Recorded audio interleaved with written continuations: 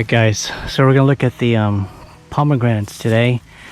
The one I just showed you was Molla Nepes, and there's another one way back over there. Real pretty fruit. So there's one right there. Yeah, there's one right there, and the rest of these are Kazake. Here's a Kazakes right here. I believe these are all Kazakes. The Molla Nepes over here has the real bright fruit, brightly colored fruit. And with the other videos you've seen that I had a bunch of other varieties. Well, because of this giant tree right here, it's shading out my pomegranates a whole lot, so didn't get a great yield this year.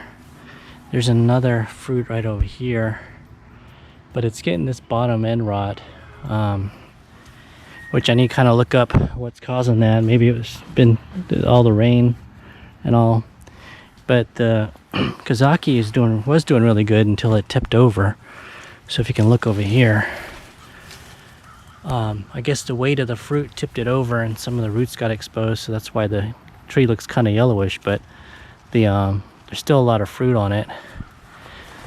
And looks like I'll just have some Kazakes to show you, maybe a Molla Nepes as far as the fruit test this year. I have some on the other side, which we'll go check out in just a second.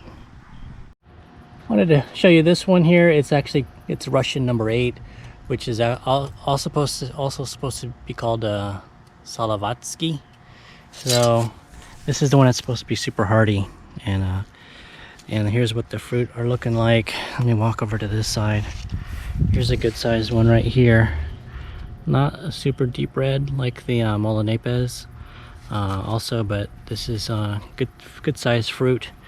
And surprisingly, if I remember correctly, these still don't have super hard seeds, so they're pretty easy to eat. And there's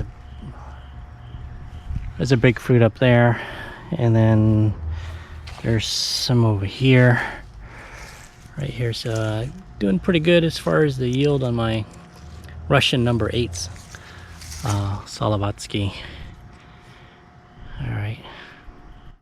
So right here I got a single Utah sweet fruit that looks like it had the same kind of issue with the kind of bottom rot. It just fell off when I went to touch it. It was hanging right here, and then I went to touch it and it fell off. So I've got to investigate what's causing this problem. But this is Utah sweet. I guess this portion might be okay to eat. I still might try it. We'll look at the one tree that's actually doing pretty well. So this is the Eversweet tree. It's got a good number of fruit on it. Probably could have held more, but and I think there was more, but I think some of the I guess maybe mice or something were getting to the fruit. But here's what's left. There's some up there. They're hard to spot.